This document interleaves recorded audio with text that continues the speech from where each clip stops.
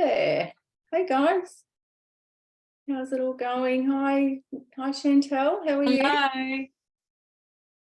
Hi Nick. Hi everyone. Hope everyone's well and welcome. If you're just joining now, come on in.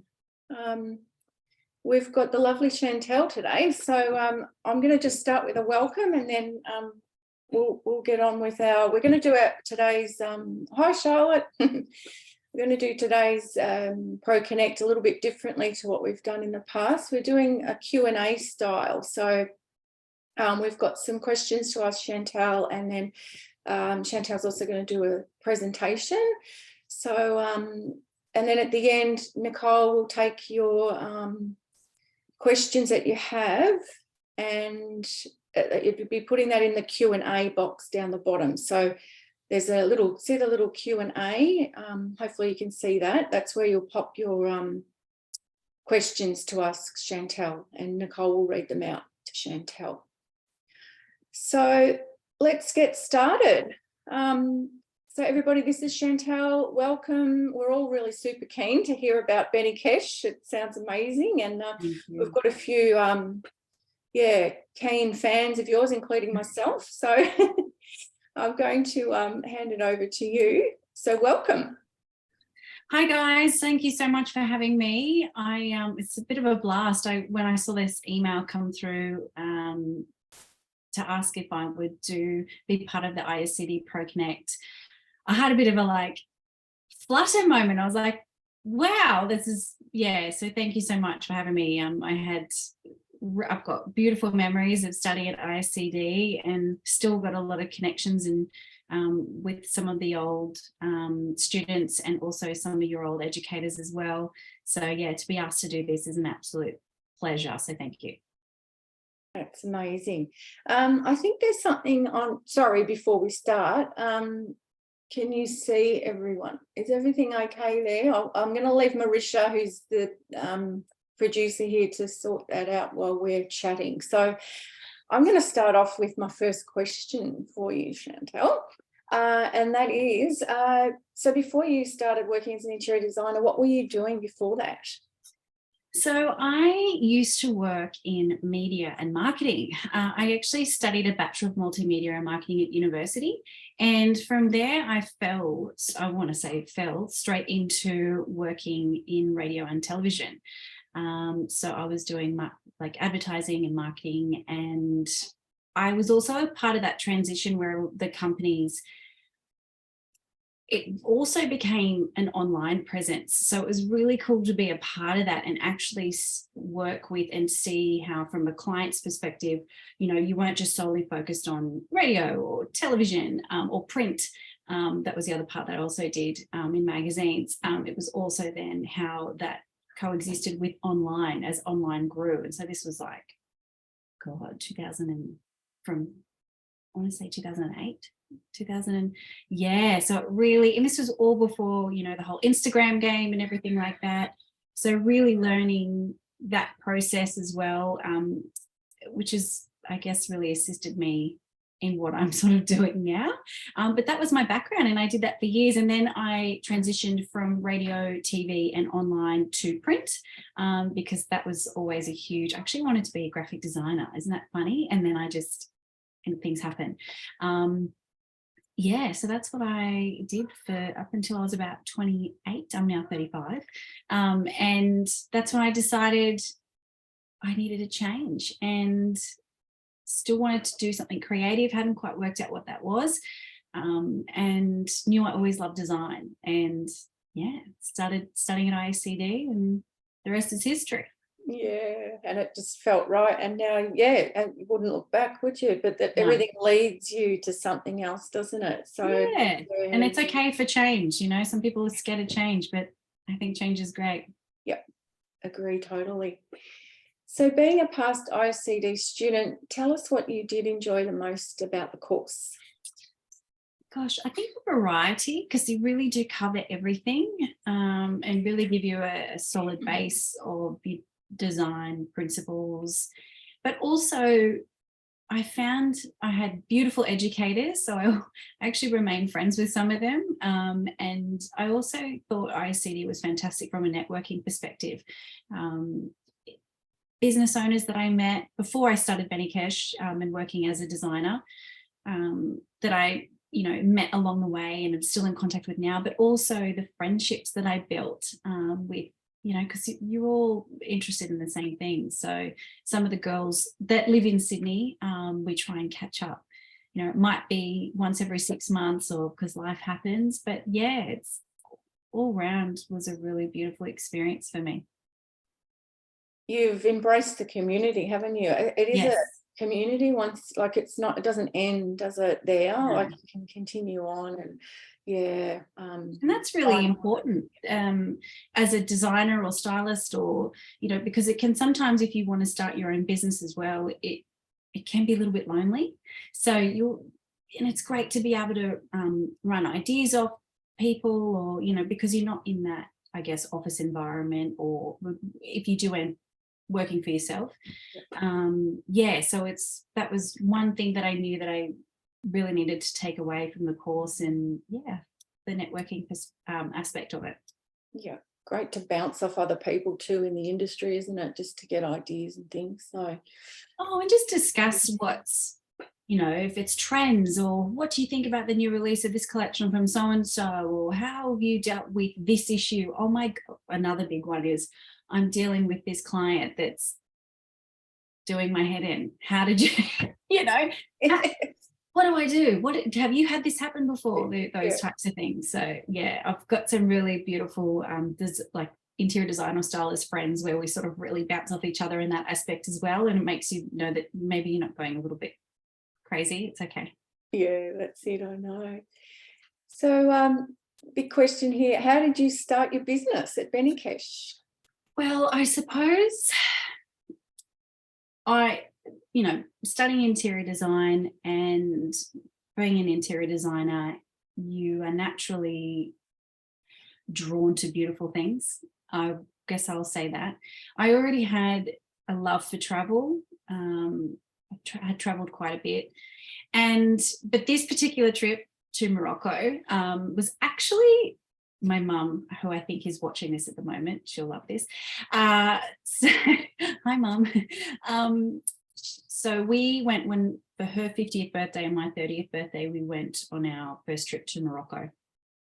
And I guess I just fell in love. The sights, the sounds, the smell, the people, it was just incredible. I guess, as I said before, being an interior designer, you're really drawn to beautiful things, and the artisanal aspect and the skills, and there's just so much to learn. And it's an extremely interesting culture and beautiful culture. And it's definitely one of those places that you want to go to with an open mind and open heart. And I just fell in love. And it was almost like from a past life. Perhaps I was from there. I don't know.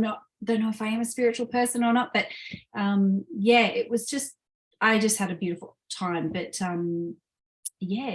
that's where it started, was just seeing all the textures and the homewares and watching the artisans with their ceramics and tiles, and it was just incredible. And that's where it started. Incredible. Did you have already a bit of a passion for textiles and rugs and things like that, or was it opened your eyes up when you went travel?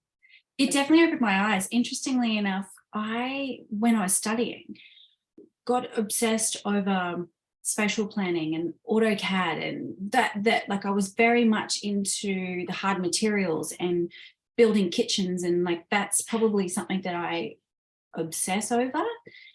So it wasn't until I went to Morocco and went, and I refer to it as like the fluffing of the job. I don't know if anyone else would, but the soft stuff, the beautiful stuff, the stuff that makes you feel good.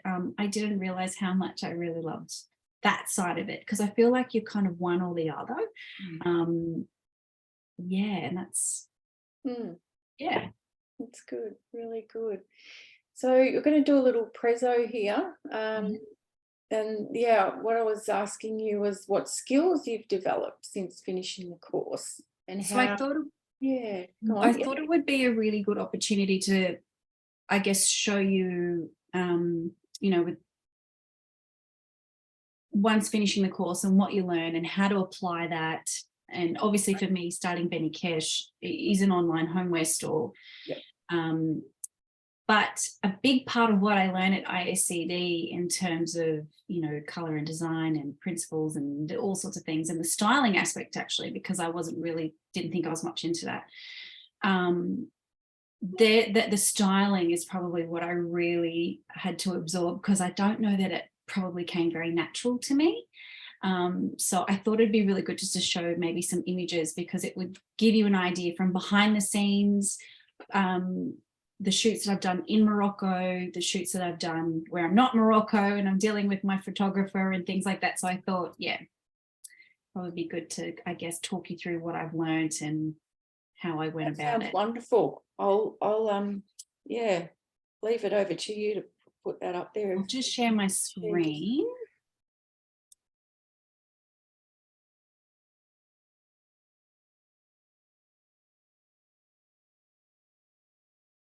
How's that? Can you all see that okay? Yep. Yep. Okay. So the first thing I probably really took on board was, I've just actually shared with you. There we go.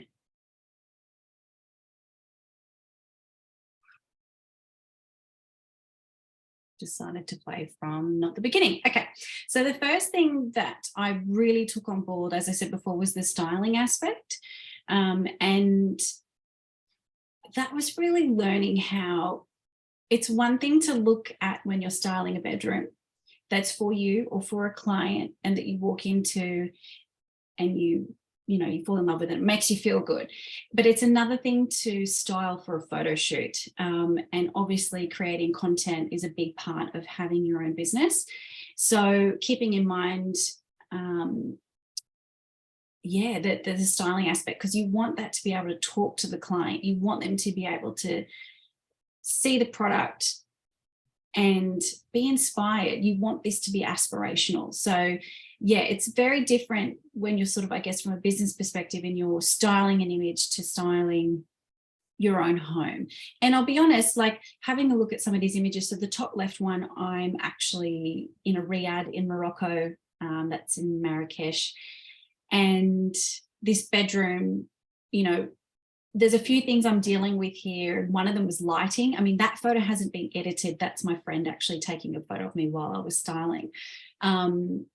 But you can see, just from that image that she snapped of me, would potentially be a lot different to the image that we might capture for the website or Instagram. Yeah, sorry about this, Chantelle, to butt in and interrupt you, but we can't see that.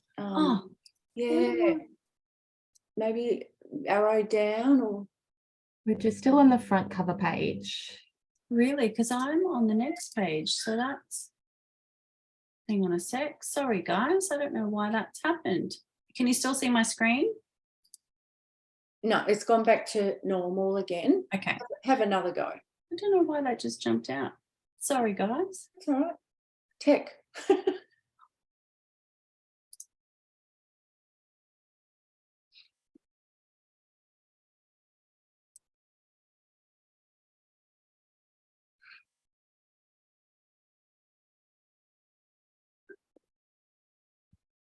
Yeah, interesting. It still says I'm sharing my screen. Okay. Let me just unshare and then go again.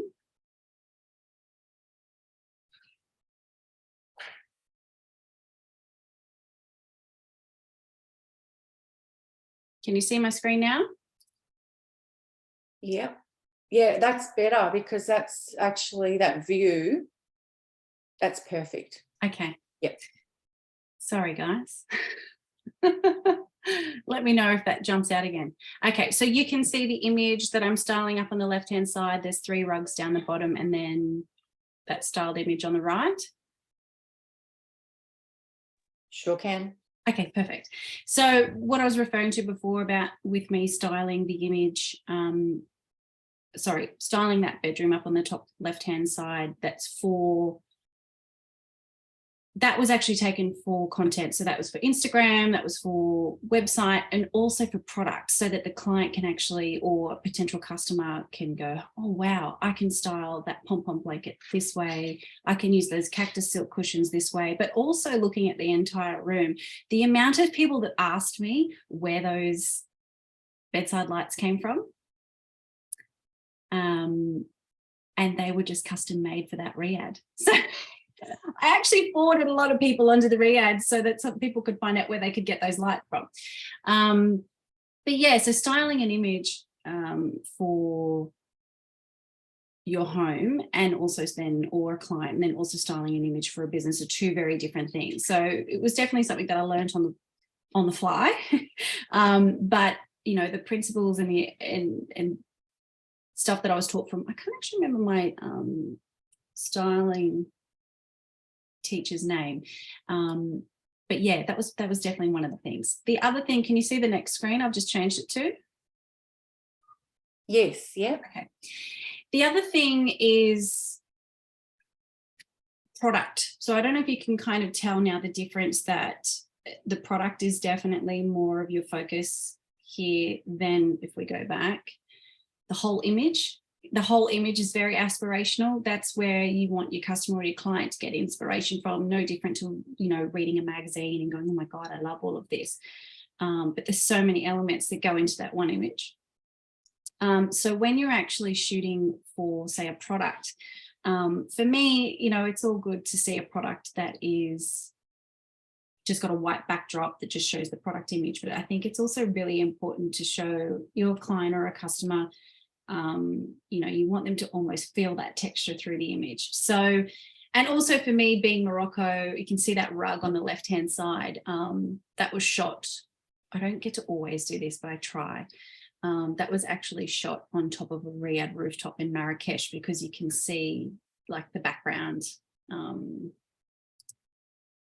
And also up on the top right, that was also on a Riyadh. I mean, you can get photo shoot locations and incredible ones here in Australia, but I feel like you just don't get that authenticity, just with the textures and the colors and the quirkiness. And yeah, so really ensuring that the product shot, you want the product to be the hero, but also it still talk and show its character. And yeah, so that's a big part of my business that I really focus on, because I think that really helps my clientele. And I guess the other thing that I wanted to show you was, I guess, a bit of behind the scenes of what goes on behind these photo shoots, because you see these beautiful images and you're like, you know, how does this happen? Well, up on the top left there, that's me up on a ladder blocking some light. Yeah, it's a part of, I guess, having your own business is, I think it's really important that you have an understanding of all aspects of that business. That's really helped me, and also maybe I'm a little bit OCD and like to control things a little bit, but that's kind of the mess that comes behind a beautiful image. I guess referring to, again, that's on the right hand side, there's a bedroom that again was in Marrakesh, and then bottom left, that was shot in the Agafay Desert. That was an incredible morning. My girlfriend and I, it was literally just myself and my girlfriend Ash, who has done a lot of my photography and come with me on my shoots. That was an incredible morning, and I just think it's really important to try and capture that authentic feeling. Again, for your client or for a business. Yeah, that was just another thing to probably point out as well is lighting. Lighting can be very interesting. You can probably see in that top left-hand corner, I'm, you know, up a ladder. There's actually another person. There was that same shoot that same morning. This beautiful home down in Gerringong, Soul of Gerringong, it's actually called. I don't know if anybody knows that property. They have these beautiful massive windows, and it lets in all this incredible light, but also depending on where the sun is, you know, it's not a controlled environment like you would in a studio or shooting for a magazine. You know, they've got all these, you're setting up your lighting. So yeah, I can't say that I probably really learnt a lot of the lighting stuff from ISCD, but definitely it was something that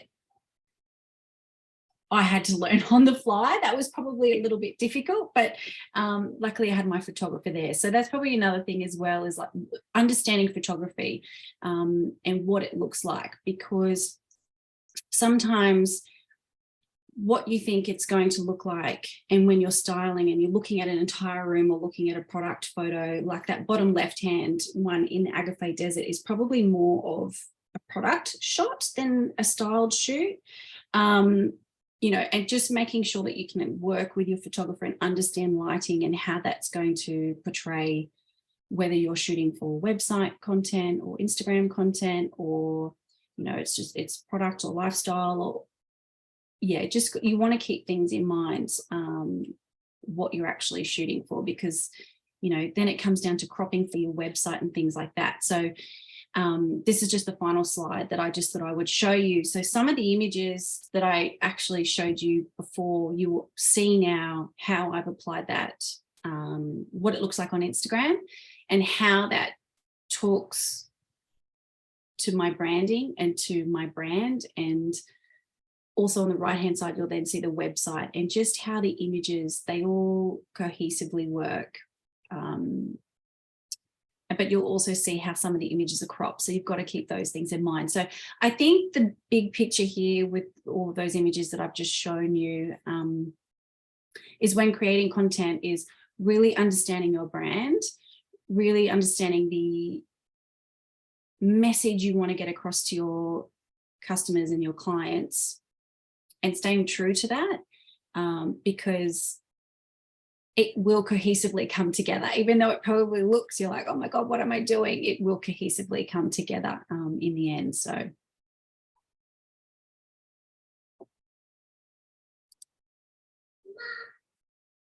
That's beautiful. Those images were just so stunning. Thank you. Lucky thing you got to do all that. Did you go back, just curious, did you go back again to Morocco with the product at a later stage to do the photo shoot, or how did that all work? Yeah, so a lot of the time, so on the several trips that I've been to, I'll literally source and shoot in that trip. So it's crazy chaos. Actually, the last trip I was able to go to pre-COVID, I was 29 weeks pregnant. Actually, in that photo that's behind this one, I'm 29 weeks pregnant there, and much to a lot of the Moroccans' disgust, they couldn't handle seeing me carrying a rug like this, you know, walking up the stairs. But yeah, so I basically will source, and I'll spend a few days sourcing, and then, you know, plan the photo shoots in the riad that I'm staying in. So it's working with the riads and the owners, but also the families that I work with, that I source from. They help me out a lot. So they'll organise the guys to actually transfer all of the rugs and the cushions, everything to me. And yeah, so it's really important, I think, back to what I was saying before about networking with ISCD. It's networking as well with the families and the businesses, you know, the families that own the riads as well. Yeah, it's 10 days is not long enough. No, it never is it? I know. No. Nick, do you want to do some questions to break up the presentation? And if someone's got a question. Sure can. We've had quite a few questions. So the first one is from Charlotte. How did you manage your study? So this is when studying alongside your work and life commitments. So at the time, I was actually living in, when I was studying, I was working for a company that they had a storefront. They did property styling and also styling like commercial. So I worked, I think it was like maybe 3 or 4 days a week. So I hadn't actually started Beni Kesh at this point while I was studying. But I found the load to be okay. I mean, obviously at the back end, I remember those bigger subjects where you're applying everything. It was quite hectic. There was a lot of late nights. I also didn't have any children. I don't know how I would have handled that now, just because we don't have family support around. But at the time, yeah, I was busy, very supportive husband. And I would spend a lot of late nights at the dining table sitting at my computer. Yeah. What next question is from Charlotte again. I guess maybe top 3 challenges you've faced while having your own business. A big question. Yes. Okay, well, right now that's probably quite relevant is freight. And shipping. So at the moment, just with what's going on, inflation and everything. So from a business perspective, it's really hard too, because you want to stay competitive in terms of pricing. And yeah, so it's navigating that at the moment, because you don't want to increase prices too much. But to my favor, you know, I don't have a storefront. I'm online, so I don't have those huge overheads. But that's probably the big thing at the moment, is really working out freight. Also importing is, yes, it's very expensive. So navigating that at the moment is probably a really hard one. The other thing is find a good accountant.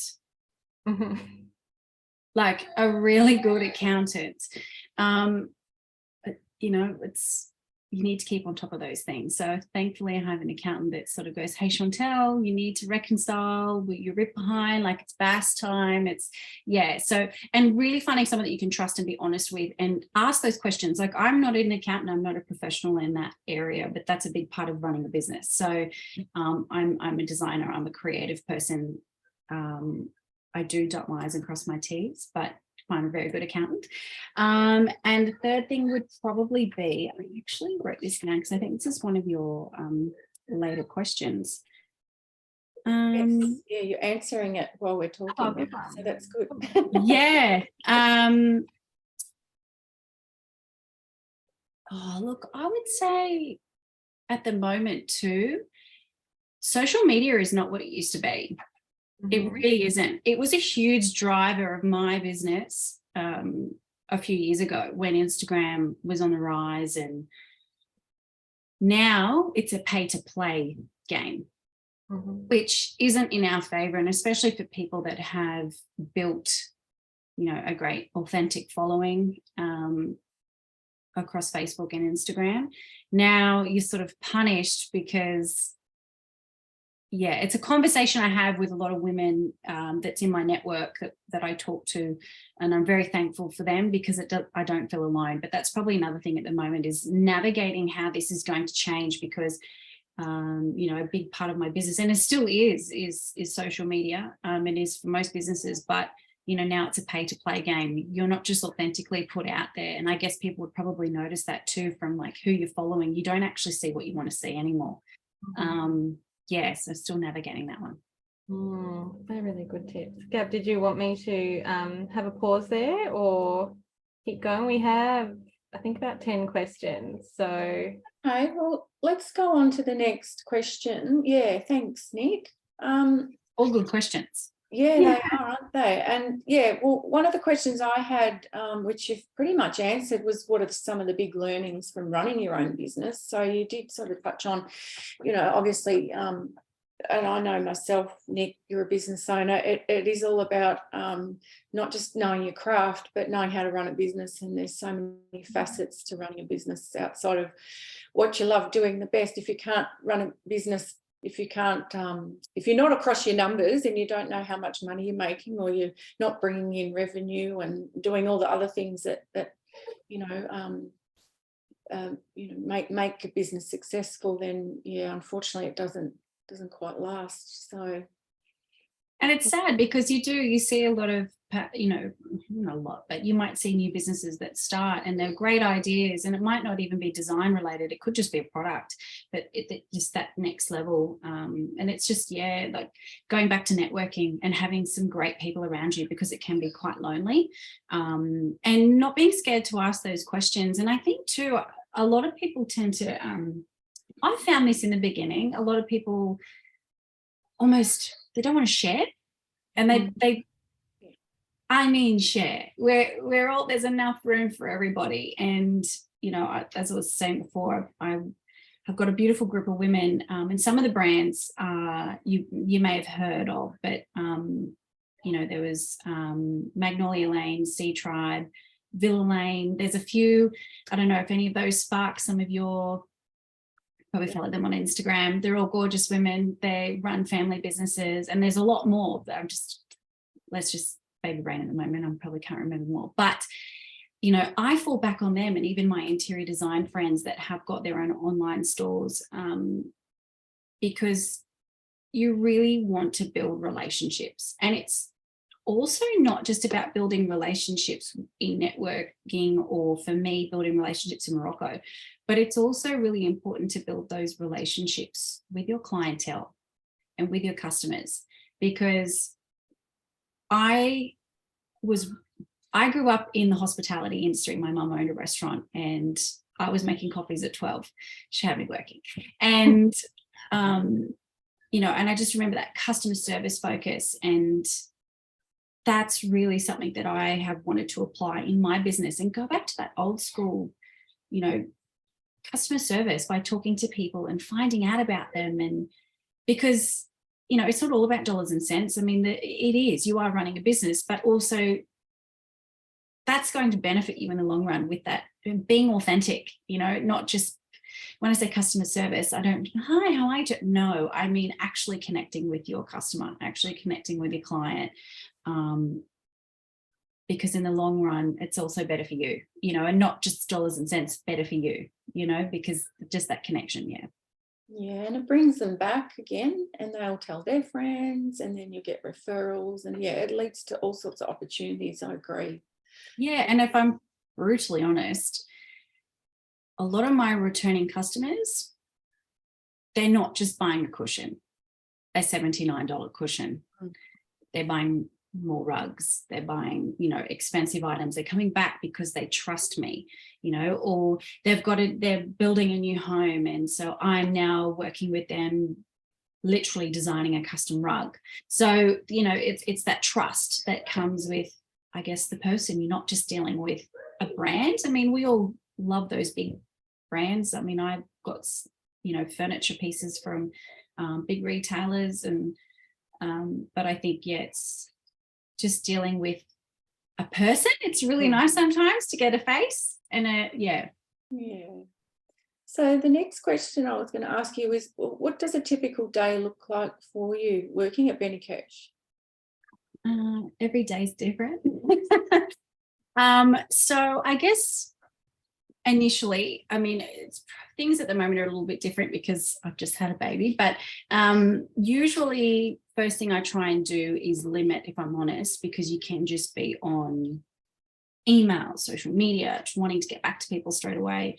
But typically for me, it's, you know, I'm on emails, social media, I'm creating content, I'm, you know, checking what's going on the website from the back end, fulfilling orders. And a big part of my thing, I've actually just got my phone in front of me. I'm talking to people in Morocco every day. So it's a bit all over the place. No day is the same. You know, and then you've got photo shoot days, or at the moment I've probably got, just in my studio at the moment, I've probably got like 100 cushions sitting there that I need to photograph. Yeah. So there's always things to do, and there's always things to improve, and there's always things to learn. So it's no day is the same. Oh, and then you're probably talking to your accountant. You probably should do that often. Yeah. I know. And doesn't BAS roll around quick? You just think, I've just finished, and it's like, oh, not again. Yeah, I just went through that. Yeah. What has been your career highlight so far? That I found to be a really hard question, because I've done a lot. But what I've written here to jog me was, I think, I don't know if you would call it a highlight, but what's made me feel good was, and what I'm really proud of, is connecting with some of my customers, and some of them that I have built really lovely. I mean, when I say connecting with, I mean, it's not like they're on my speed dial and I'm ringing them every day, but I know I've really helped them, and they've come back to me, and then seeing their projects, whether it's a new build or and just that sense of achievement, like, wow, like, or another example would be, I had some Beni Kesh pieces in a photo shoot in Home Beautiful. I think it might have been 18 months ago. And this client came to me, and it was a new build, and, we had rugs in their bedroom, floor runners, cushions. I didn't style it because the magazine, they come in and they kind of judge it and they redo it. But seeing, and the happiness that my client was feeling, and then to see that then on a print, again, going probably back to what I was showing before, like the difference in dealing with the tangible product and what you see and how that makes you feel when you walk into a room, but then also seeing it. And I remember what that looked like, what my client did, and then also seeing it in print. Yeah, that was pretty cool, because I also go, oh, I remember I got that rug up, I traveled this place, and yeah, so that's probably another one. And what else have I got in here?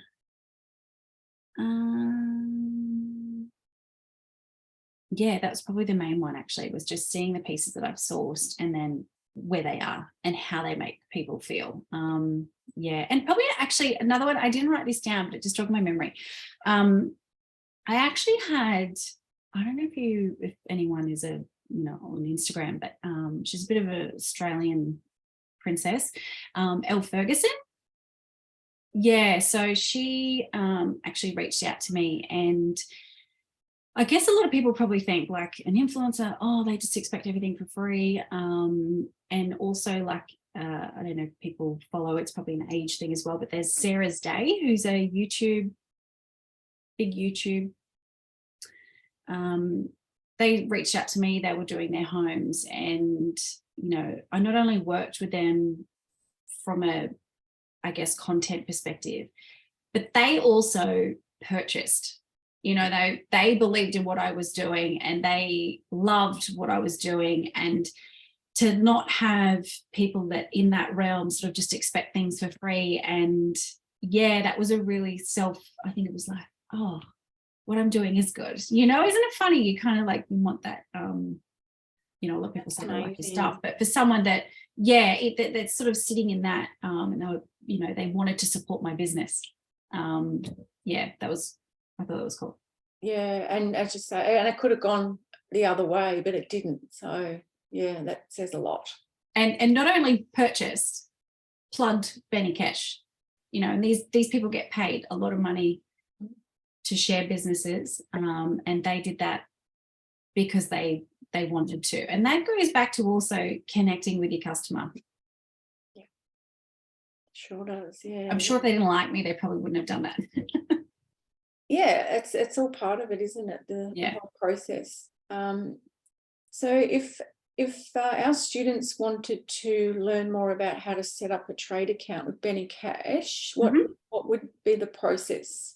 Okay, so just like any other business, I guess the first thing is getting in contact, and having your information ready. So usually what will happen is a business will come back to you, or I would come back to you and say, okay, I need, your business details, your ABN, your contact, your email. And a lot of the time, and it's to protect us, but a lot of the time we'll also ask for references. And I remember when I was starting out, and you go, well, hang on, how am I supposed to get references? Because I'm just starting. Well, be honest and say that, because if I had a new stylist or designer or someone that's just graduated and they've got their first client, tell me that. Because even though if you didn't have any references and you don't have a website, and I'm going, oh, they probably don't really have a social media following, I'm not looking at, we're not looking at that as, oh, they don't have, we don't want to work with you because you don't. It's just more to protect ourselves from, well, payment. I mean, no one really does a 30-day account anymore, but yeah, I just think that's probably my one word of advice, especially when you're starting, is just be honest and say, I've just graduated, I'm actually just working on my first job, and I love your brand. And because if someone came to me and said that, I would not give you a trade account. That's great advice, and we all start in that same place. everybody. So yeah. So just getting in touch and emailing, and that would be it. Yeah. Sounds pretty straightforward. So where do you see yourself in the next few years, Chantelle? We were discussing this before we just started the webinar, and for me personally, we are relocating to Queensland very soon in the next couple of months. So with that, I think I was talking about before freight and how that's actually a big part of the business, and also one that can be difficult. So moving to Queensland, I mean, I hope I can continue being online. You can do it anywhere. That was the whole point, actually, why I sort of started it, because with what my husband used to do for work, we moved a bit.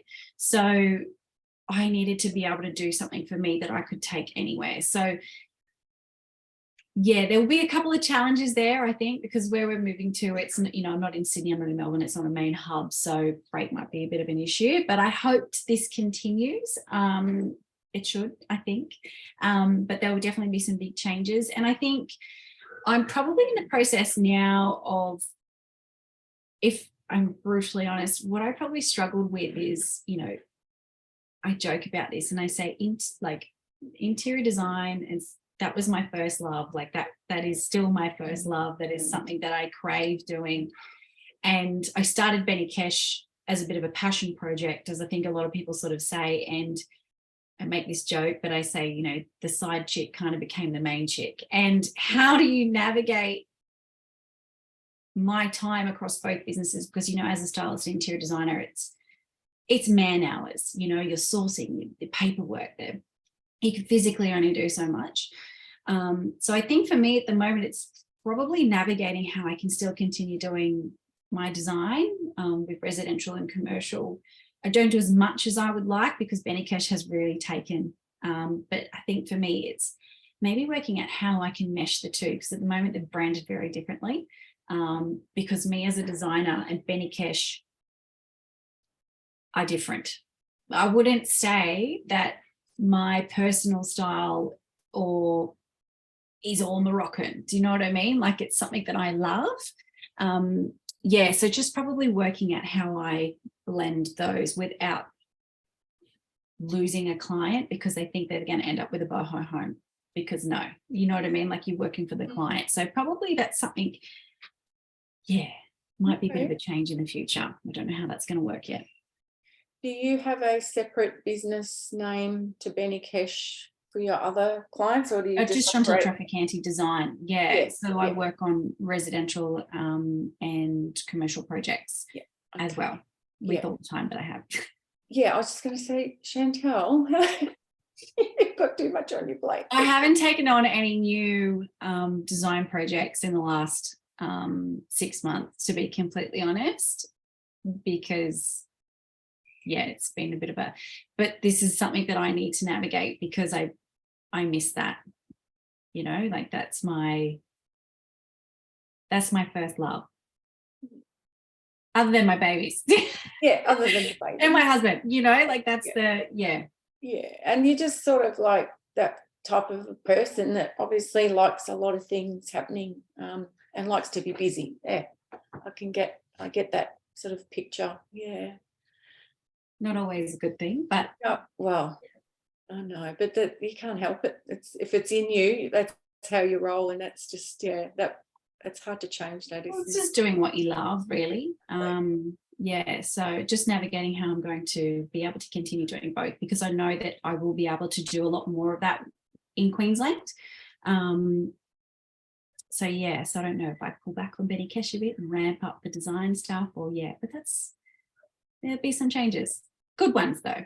But don't worry, Beni Kesh isn't going anywhere. No, because I haven't been to Morocco since, because of COVID. What was it, 2020? It's been a while. Due for another trip? Overdue. Yes.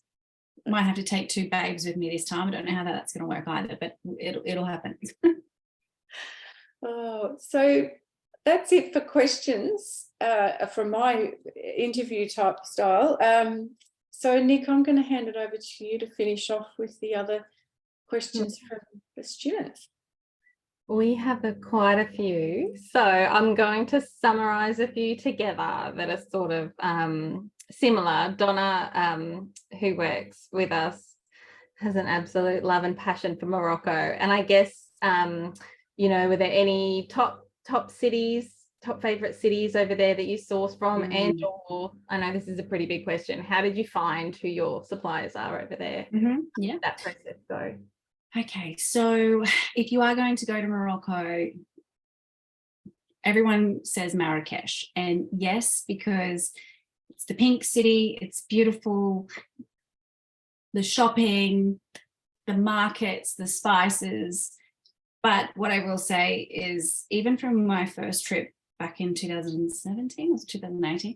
No, till now, the amount of restaurants that have opened, and can I just say, some of the best food I've ever eaten, incredible. So yes, Marrakesh, absolutely need to go there. But where I found it to be, and I guess it depends what you want out of the trip. If that's what you're after, definitely Marrakesh. Fez is fantastic for tiles and ceramics, incredible for tiles and ceramics. I found Essaouira. It was a beautiful, it was nice to go and visit. It's more of a coastal town. It's not far from Marrakesh. But again, if you're time poor, it's coastal and lots of seafood to eat. But if you're just wanting to go there and find beautiful things, you know, you could just Marrakesh. But one of the, what was it called?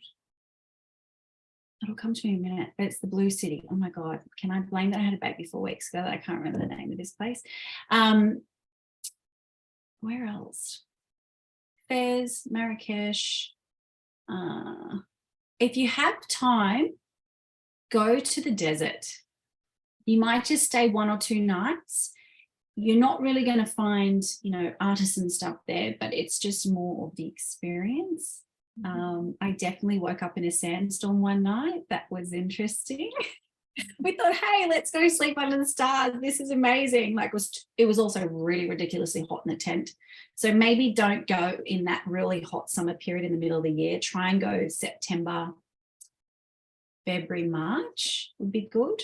Go like in the middle, because it's not, Morocco gets really cold and then really hot. So you want to go in between the seasons, a little hot tip. But yeah, waking up in the tent really hot and then going outside under the stars and then waking up at 4 a.m. in a sandstorm, that was hilarious. But definitely do that. Yeah. Email me, I'll write a list. No. There's a lot. Fine. I don't think we have a lot of time. Some other questions we've already answered. You said your photographer is a good friend of yours, one of the photographers who you use. Yes. One question. How many people overall are in your team? I guess if we were thinking like your Australian-based team. Yeah, so I mean, from the day-to-day stuff, it's just me. It is just me. I do outsource a lot of stuff, but from your day-to-day business, it is all me. Wowza. Very impressive. Yeah. Sometimes I drag in my husband, much to his disgust. If I'm like, I've got a huge shipment, there's been a couple of times where I've literally had to hire a van, and it was a truck, not a van, and get my husband to help me. Yeah, it's probably like, if I've done like on location photo shoots here in Australia, I'll usually put out to see if there's anyone that's available to help, or I've got stylist friends. Another good friend of mine is Jessie Eve. I don't know if any of you follow her, Jessie Eve Interiors. She's worked on a few shoots with me. She's based down on the South Coast. She's amazing. Yeah, I kind of just outsource. It's just very much all me. That's awesome. Well done. Yeah. Oh, and I think one of the, I didn't answer this other question before, was like, how do I find my suppliers? Oh, yeah. Sorry, I got caught up in the whole Morocco cloud. Yes. And how often would you go? Well, I guess we've already spoken about that. Like, you haven't been obviously since pre-COVID, but in a normal world, how often would you go backwards and forwards to Morocco? I would try and go twice a year, once or twice a year. But I've also been able to build my relationships with the families that I work with, that I don't have to be there. So that helps. But in terms of like finding, or no matter where you are in the world, if you're going to Bali or Indonesia or India, the best thing to do is physically go there and just start talking to people. And look, there's a trust thing too that I also get when starting a business and sourcing. I haven't had any issues. Maybe I'm just a good judge of character, I'd like to say. But basically I went there and just met people and talked. And, when you're physically there, you're obviously paying for the product and you can source and send it home and do all of that. But yeah, I would say just go there and talking to people. Also, for like in regards to Morocco, I mean, even like staying in a riad, I remember saying, do you have any, who would you recommend for this? Or yeah, that's how it happens, literally. And also social media. Social media. Every single artisan, I'm talking also Bali, I'm talking India, like these guys are on social media and they want your business. And can I just say, I probably get treated a lot nicer with my international suppliers than some of my Australian. They want your business. Do you know what I'm saying? Yeah, absolutely. Yeah. Just answered the next question, which was around different countries or regions that do things in similar ways. So obviously Indonesia and India, but I guess, like you said, just get out there. In terms of you studying, so these are some study questions. We did talk already about, that you were able to work your 3 days plus studying. We've got another student asking if you completed the Cert 4 diploma, and if it was a certificate, would that be enough to start your own business? Okay. So I started with I think you guys might be able to correct me here, but I started with the Cert, you do the Cert 3, Cert 4, and then I went on to do the diploma. Is that still the process as such, or you would select? Yeah, I think we do, like, essentially most of the Cert 4 subjects are completed at the beginning of the diploma. So sort of the first half, I guess you could say, the diploma is the Cert 4. I guess it depends what you want to do. I think if you're wanting just to more do styling, you could probably maybe just do the Cert 4, but there was things that I remember from the diploma is like if you were wanting to be an interior designer, so from an AutoCAD or SketchUp or whatever it is that you guys are doing now, and some of those big projects that you have to do for your final assignments, like I learned so much from that, and some of my original AutoCAD files where I've created like the bathroom and the toilet, I pinched them and used them for it's amazing. So I guess it just depends what it is that you actually want out of the course and what you want to do. But I think for me, being an interior designer, you definitely want to go through and do the full diploma, just because those extra elements that you learn and pick up along the way. 100%. Thank you. Yes, I can talk you through that in our next drop-in as well, if you like. We have just a comment from Sylvia, who is also a small business owner, that she wants to say she loves your story. It's relatable, and she feels like she knows you hearing your journey today. Oh, thank you. And the final question I'll just summarize from Charlotte. Customers mainly overseas. Do you ship internationally? Do you ship just within Australia? Sorry, say that again. Where are your main customers from? Are you shipping internationally or within Australia only? Majority are Australia, but I have had clients in Japan, America, where else? Canada. I had someone that wanted me to ship stuff to Bali because they were doing it. So that was cool, but most of my clientele is all in Australia. And typically you would think, okay, maybe because I'm based in Sydney, but I would say Queensland is probably that's where a lot of my, actually rugs in Melbourne. I guess because of the cooler climate as well. So you're sort of wanting something that might be a little bit thicker or a bit, but definitely Australia compared to overseas. But yeah, when with the freight and things like that, it gets a little bit difficult. But another part of my business that I also can do is, so from a sourcing aspect. So, you know, people come on my website and go, oh, I love this, but it's not quite the right size, or I've seen this photo of this rug somewhere else, you know, would you be able to help me? And yes, I do that as well. So it's also from a, you know, I guess from a designer or stylist perspective, I'm also sourcing like specific pieces for people. And I've done that for some clients in America that have had like big projects. So that was pretty cool, because it was a bit nerve-wracking, because I didn't send, there was no point in that product coming to Australia. It went straight from Morocco to the US. So yeah, I guess it was just navigating. Also, I just got a text from my mum, that's what I was reading before. The blue city that I was about to talk about is called Chef Shawan. Thanks, Mum. Beautiful. I think Donna also identified it there. So I'm glad you pronounced it that way, because I just look at those letters and think, what does that, how do you pronounce that? Well done. So I think that's it, is it?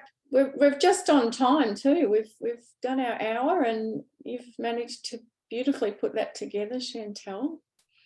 I hope I answered some of your questions and you got some information out of that. But I also just want to say, like, if there's anything else that I didn't cover, or you think of something later, send me an email. I'll happily reply and help where I can. Oh, that's lovely. We really appreciate your time, given that you've just had a baby and you're a very busy lady. So thank you very, very much for having us all. It's been wonderful. No. Yeah, thank you. Catch you soon. Okay. Bye, everyone. Yeah. Bye. Thank you. Bye. Thank you.